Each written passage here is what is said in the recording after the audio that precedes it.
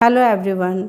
लौकी से बनी सब्जी तो आप सभी खाए हैं, लेकिन आज मैं लौकी से बनी हुई एक अलग रेसिपी आपसे शेयर करती हूँ। यहाँ पर देखिए, ये लौकी का बना हुआ रायता है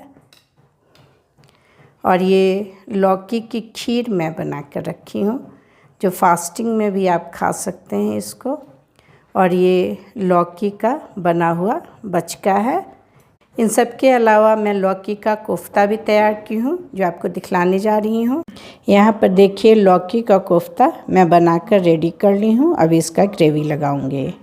यहाँ पर आप देख सकते हैं, लौकी का कोफ्ता मैं तैयार कर ली हूँ।